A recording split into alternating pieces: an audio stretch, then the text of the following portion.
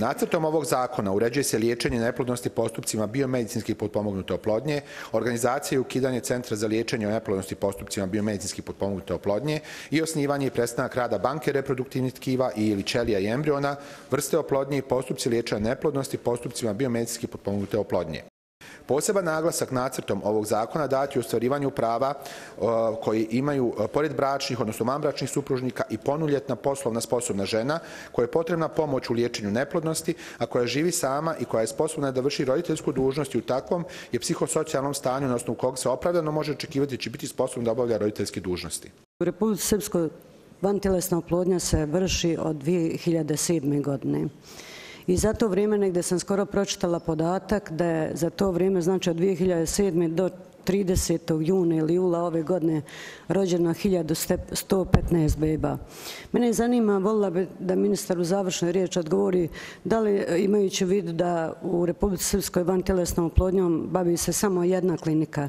Da li je ti 1115 beba rođeno u toj klinici ili su u taj broj uključene bebe koje su rođene u klinikama u drugim zemljama, Srbiji, Sloveniji i tako dalje, a znamo da se ti postupci obavljaju i u drugim zemljama, na drugim klinikama, a da su naravno refundirani od Fonda zdravstva Republike Srpske.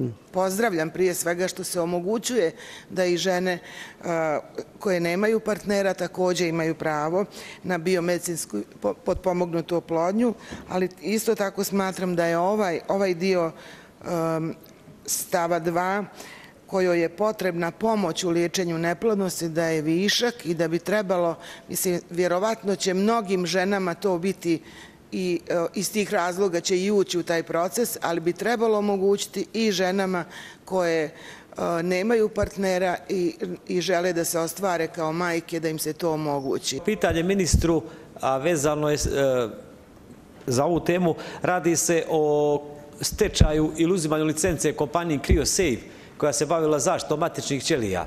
Veliki broj građana Republike Srpske i regiona je nakon poroda ostavio matične ćelije, mislim da su plaćali po 4-5 hiljada franaka ili eura za čuvanje matičnih ćelija koje su za liječenje, ne daj Bože, sutra teških bolesti, i ta kompanija CryoSafe je izgubila licencu.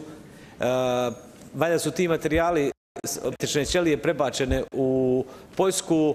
Da li i dalje taj sistem u funkciji, eto čisto ako budete u završnoj riječi mogli da, mnoge to građane interesuje, da li su izgubili te matične ćelije, kako doći do njih, da li je sačuvana baza podataka? Već provejava priča da se ovaj zakon donosi za potrebe jedne banke, jedne grupe ljudi, jednog lobija koji će se ovim baviti. Ja to ne znam, ne želim u to da ulazim, ali kao ljekar moram da reagujem, da vam kažem da ne bi bilo dobro da bilo ko ima monopol nad ovim.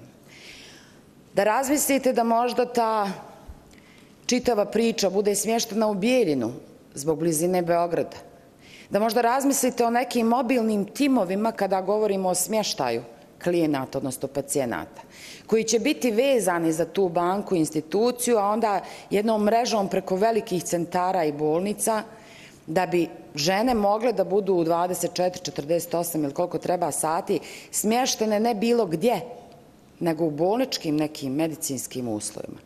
Da vidimo da se napravi mreža iz jednog centra, da, ali ne monopolistički.